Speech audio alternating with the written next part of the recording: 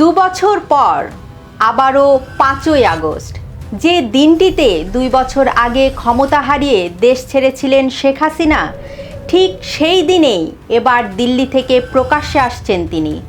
শুধু বার্তা নয়, বাংলাদেশে ফেরার সম্ভাব্য সময়সূচি নিয়েও আসতে পারে ঘোষণা। কিন্তু কেন হঠাৎ এই সময়ে?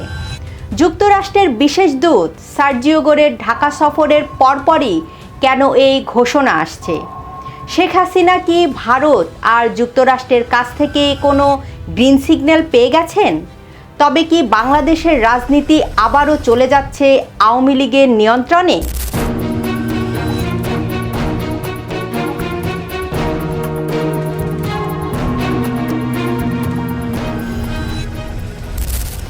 বাংলাদেশ সময় ৫ই আগস্ট সন্ধ্যা 6:30 নয়াদিল্লির the foreign correspondent club of India আয়োজিত এই আলোচনা সভা সামাজিক যোগাযোগ মাধ্যমে সরাসরি সম্প্রচার করা হবে, যেখানে প্রথমবারের মতো সরাসরি কথা বলবেন সাবেক প্রধানমন্ত্রী শেখ হাসিনা।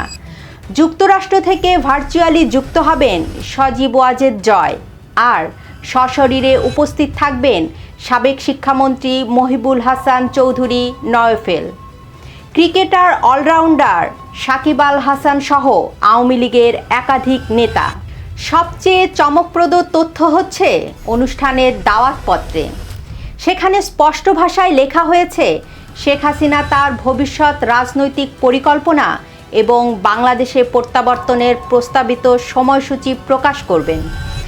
এই একটি লাইনই পুরো ঘটনাটিকে অন্য মাত্রা দিয়েছে, কারণ মাত্র কয়েক সপ্তাহ আগে রয়টার্সকে দেওয়া সাক্ষাৎকারে শেখ হাসিনা জানিয়েছিলেন তিনি ডিসেম্বরের মধ্যেই দেশে ফিরবেন এবং আদালতে আত্মসমর্পণ করবেন।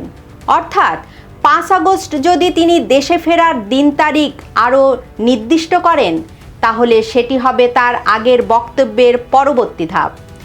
গল্পটা কেবল শেখ হাসিনার দিল্লি সভার মধ্যেই সীমাবদ্ধ নয়। ঠিক এই সভার কয়েকদিন আগেই ঢাকায় ঘটে গেছে বড় ধরনের এক কূটনৈতিক তোলপাড়। যুক্তরাষ্ট্রের দক্ষিণ ও মধ্য এশিয়া বিষয়ক বিশেষ দূত এবং ভারতের নিযুক্ত মার্কিন রাষ্ট্রদূত সার্জিও গোর ৩ দিনের সফরে ঢাকা এসেছিলেন। তিনি বৈঠক করেছেন প্রধানমন্ত্রী তারেক রহমান এবং পররাষ্ট্রমন্ত্রী খলিলুর রহমানের সাথে। কিন্তু পর্দার আড়ালে আসল খেলাটি ঘটেছে অন্য জায়গায়। আওয়ামী লীগ নেতার পাশাপাশি মার্কিন দূত ১.৫ ঘন্টা বৈঠক করেন বাংলাদেশ নিযুক্ত ভারতীয় হাইকমিশনার দীনেশ ত্রিবেদীর সাথে। আর সেই বৈঠকের কয়েক ঘন্টার মধ্যেই ভারতীয় হাইকমিশনার জরুরি তলবে ঢাকা ছেড়ে সোজা উড়ে যান নয়াদিল্লিতে। দেশটির একাধিক সাংবাদিক জানিয়েছে, দিল্লিতে গিয়ে দীনেশ ত্রিবেদী সাক্ষাৎ করেছেন সাবেক প্রধানমন্ত্রী শেখ হাসিনার সাথে। মার্কিন বিশেষ দূত আর ভারতীয় হাইকমিশনারের এই দৌড়ঝাঁপের পরপরই দিল্লি থেকে শেখ হাসিনার দেশে ফেরার তারিখ ঘোষণার আনুষ্ঠানিক প্রস্তুতি।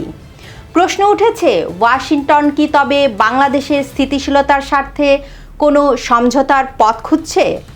শেখ হাসিনা কি তবে ওয়াশিংটন এবং দিল্লির কাছ থেকে কোনো সবুজ সংকেত পেয়েছেন, যার কারণে তিনি এত বড় সিদ্ধান্ত নিতে যাচ্ছেন? আগস্ট মাসটি যেন আওয়ামী লীগের জন্য অভিশপ্ত মাস। এই মাসে হত্যা করা হয়েছিল বঙ্গবন্ধু শেখ মুজিবুর রহমানকে। একই মাসে গ্রেনেড হামলা হয়েছিল শেখ হাসিনার ওপর। আবার সেই মাসেই পতন ঘটেছিল শেখ হাসিনা সরকারের। শেখ হাসিনার জন্য ৫ই আগস্টের প্রতীকী গুরুত্ব বিশাল। ২ বছর আগে এই দিনেই তিনি দেশ ছাড়েন। এবার এই দিনেই তিনি দেশবাসীর সামনে আসছেন। রাজনীতিতে প্রতীকী অনেক বড় অস্ত্র। যে দিনটিতে তার সরকারের পতন হয়েছিল, সেই দিনটিকেই তিনি রাজনৈতিক প্রত্যাবর্তনের বার্তা দেওয়ার দিন হিসাবে ব্যবহার করছেন। তিনি হয়তো বলতে চাইছেন, যেদিন আমি গিয়েছিলাম সেই দিনই বলছি আমি ফিরব। তাই ৫ আগস্টের অনুষ্ঠানকে শুধু একটি রাজনৈতিক বক্তব্য হিসাবে দেখলে ভুল হবে।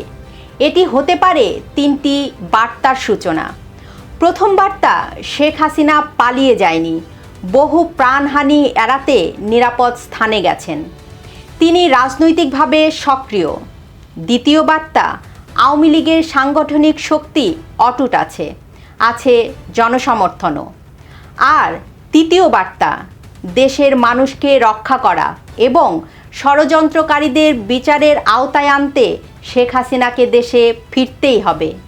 2 বছর আগে যে 5ই আগস্ট শেখ হাসিনা ক্ষমতা হারানোর প্রতীকী ছিল, 2 বছর পর সেই 5ই আগস্ট হয়ে উঠতে পারে তার রাজনৈতিক প্রত্যাবর্তনের নতুন কাউন্টডাউন।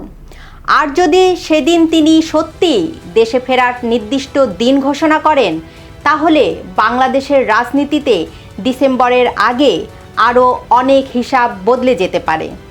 কারণ প্রশ্নটা তখন আর শুধু শেখ হাসিনা কবে ফিরবে থাকবে না, প্রশ্নটি হবে শেখ হাসিনা ফিরলে বাংলাদেশের রাজনীতি কোন দিকে যাবে। এ বিষয়ে আপনি কি ভাবছেন? লিখুন আপনার মতামত। ভিডিওটি শেয়ার করুন, লাইক দিন, সম্ভব হলে চ্যানেলটি সাবস্ক্রাইব করুন। এতক্ষণ সঙ্গে থাকার জন্য ধন্যবাদ।